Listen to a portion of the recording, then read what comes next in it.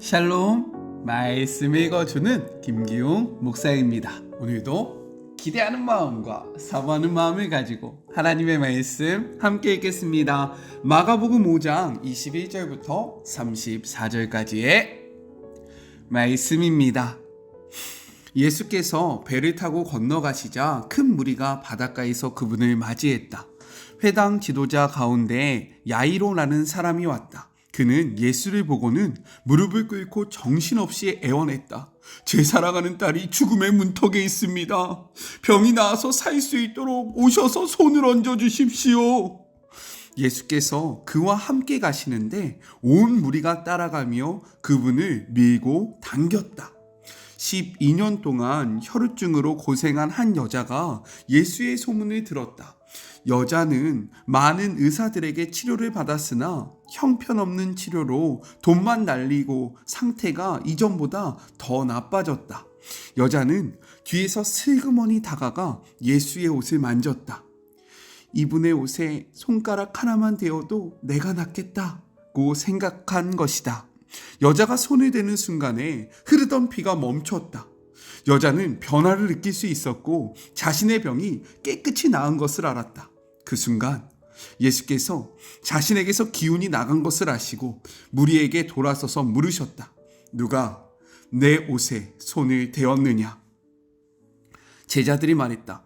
무슨 말씀이신지요? 무리가 이렇게 밀고 당기는데 누가 내게 손을 대었느냐? 고 물으시다니요. 손을 댄 사람이 수십 명은 될 것입니다.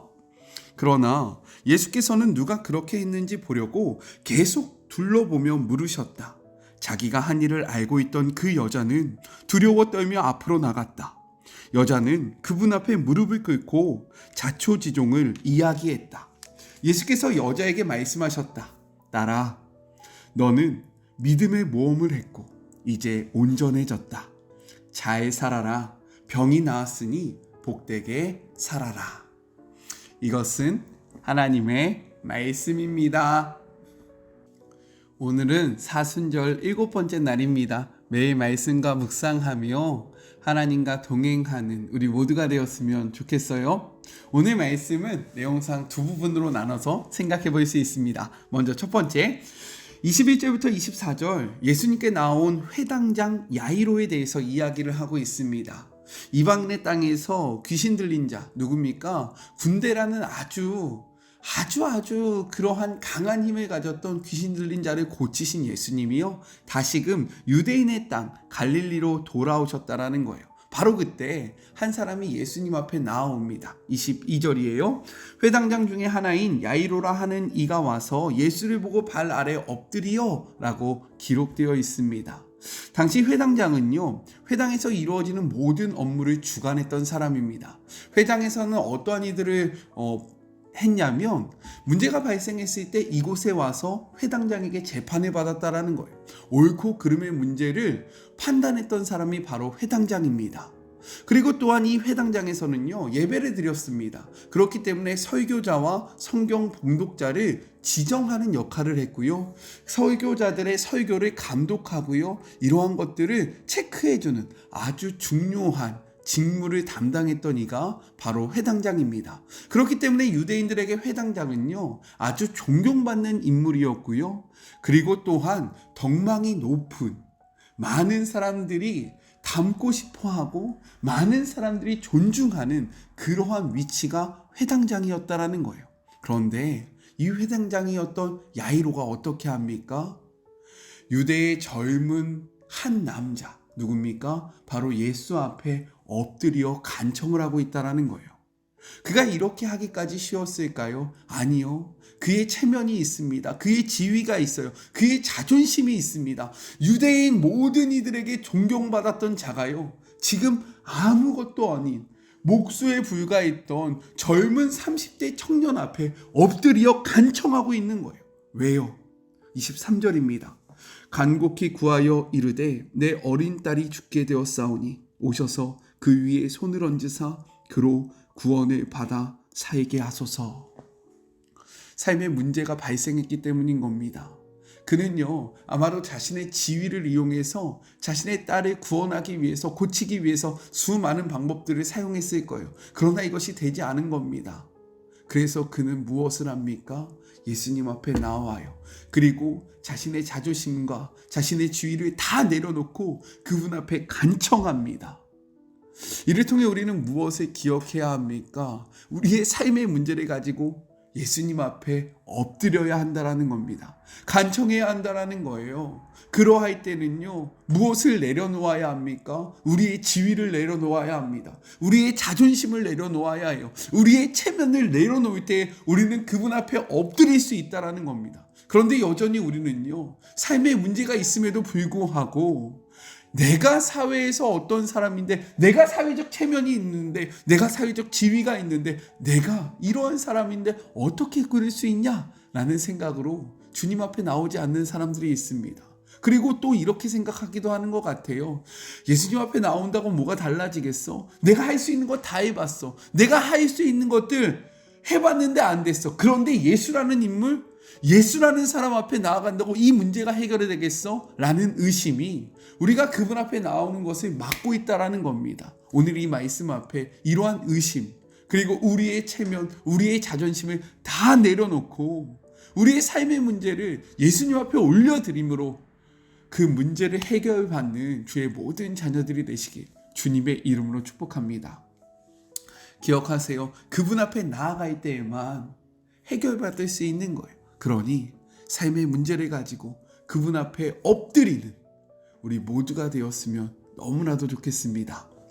둘째, 25절부터 34절 예수님께 나온 혈루증 여인에 대해서 이야기합니다. 야이로의 간청으로 그의 집으로 가던 길에 12년 동안 혈루증으로 고통받는 여인이 등장합니다.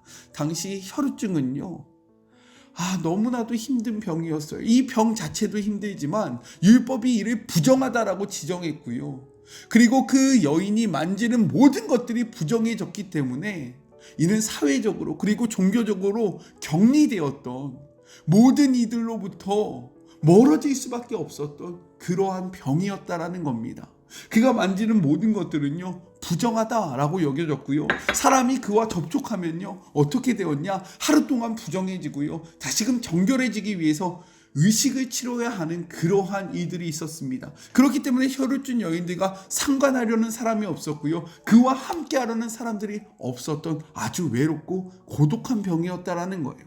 이 여인은요, 이 병을 낫기 위해서 많은 의사들을 만납니다. 그러나 그 의사들을 통해서 나아진 것은 아무것도 없었고요. 자신이 갖고 있었던 전 재산만 탕진하게 되는 그러한 아픔이 겹쳐 있었다라는 거예요. 이러한 12년 동안 혈루증으로 모든 것들을 잃어버렸던 여인은요, 절박하고 간절한 마음으로 군중 속으로 들어가 많은 사람들을 밀쳐내고 예수님의 옷에 손을 댑니다. 그가 이러한 결단을 하기까지는요, 그는 죽음을 각오하는 그러한 믿음이 있었다라는 거예요. 왜요? 그가 만지는 모든 것이 부정해지는데 예수님 앞에 가기 위해서는 수많은 무리가 그들을 막고 있지 않습니까? 그들을 해쳐야 합니다. 해치려면 밀어야 해요. 부정한 자기가 사람들을 만짐으로 그들이 부정해졌을 때 이 여인을 어떻게 하겠습니까? 얼마나 정죄하겠습니까? 정죄를 넘어서 그의 여인의 목숨이 위협되는 상황에도 불구하고 그 여인은요, 그 무리를 뚫고 예수님 앞에 나아갔다라는 거예요. 그리고 어떻게 합니까? 그 부정한 손을 예수님의 옷에 댑니다. 왜 그랬을까요? 그는 이렇게 생각했기 때문인 거예요. 28절의 말씀입니다. 이는 내가 그의 옷에만 손을 대어도 구원을 받으리라 생각함이러라. 그의 믿음이 무엇이었냐면 자신의 부정함이 예수님을 부정케 하는 것이 아니라 예수님의 정결함이 자신의 부정함을 이기고 온전하고 거룩하게 할 것을 믿었다라는 겁니다. 그리고 그의 믿음대로 예수님의 옷자락에 손을 대자 거짓말과 같이 자신을 괴롭혔던 혈루증이 완전히 사라지게 됨을 경험하게 됩니다. 그래요. 우리는 이를 기억해야 합니다. 이를 마음에 새겨야 해요. 무엇입니까? 우리의 부정함이 예수님의 거룩함을 훼손하지 못한다라는 거예요.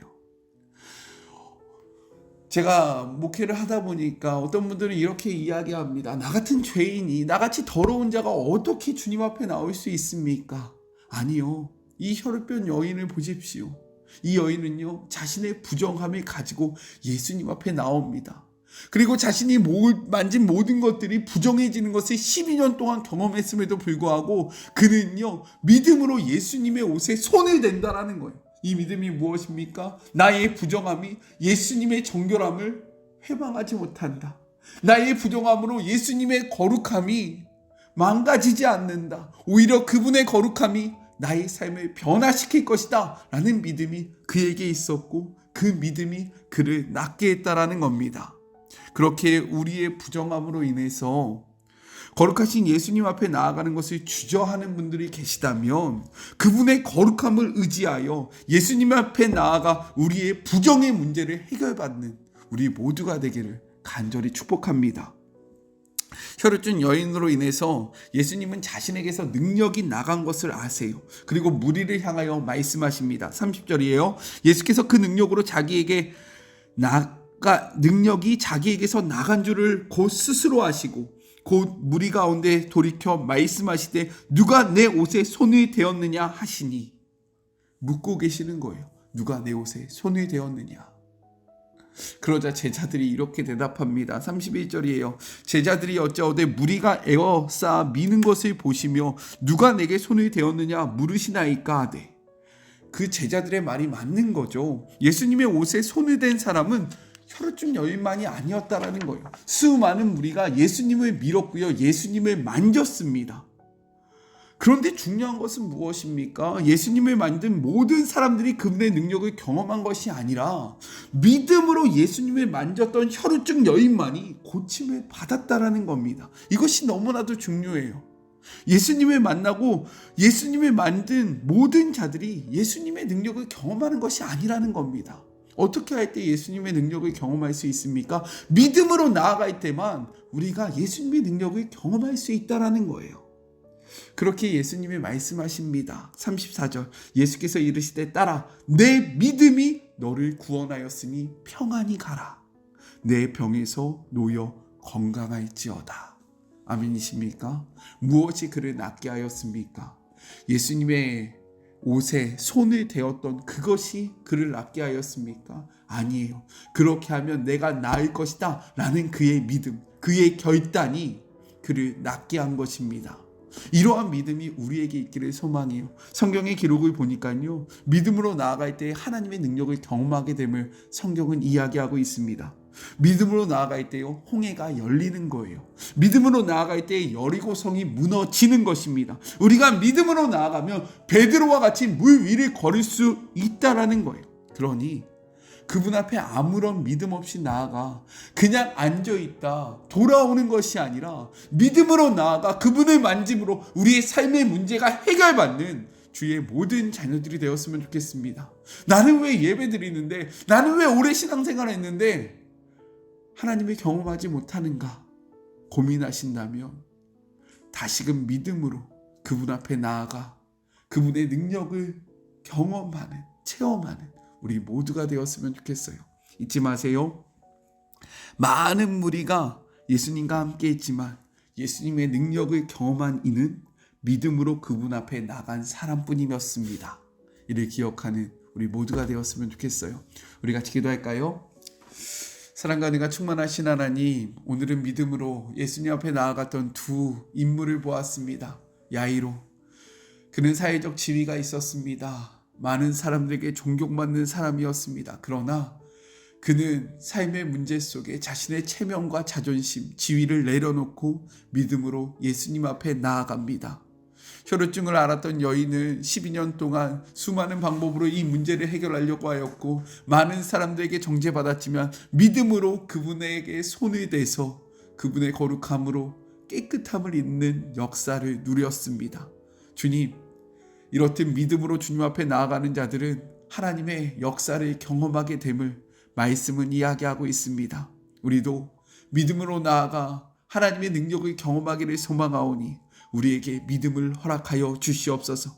무리가 되지 않게 하여 주시옵시고 예수님에게 그냥 예수님을 믿었던 많은 군중이 되지 않게 하여 주시옵소서. 믿음으로 손을 대었던 혈루증 여인이 되게 하여 주시옵시고 믿음으로 엎드렸던 회당장 야이로가 될 수 있도록 주님 축복하여 주시옵소서. 믿음이 없으면 아무것도 되지 않음을 기억하며 다시금 우리에게 하나님을 향한 믿음이 힘있게 세워지는 그러한 인생이 될 수 있도록 축복하여 주시옵소서. 함께 하실 주님을 바라보며 거룩하신 예수 그리스도의 이름으로 간절히 기도드립니다. 아멘.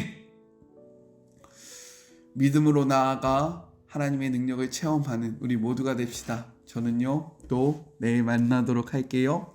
사랑하고 주님의 이름으로 축복하면서 오늘 하루도 힘내세요. 우리 내일 만나요. 안녕.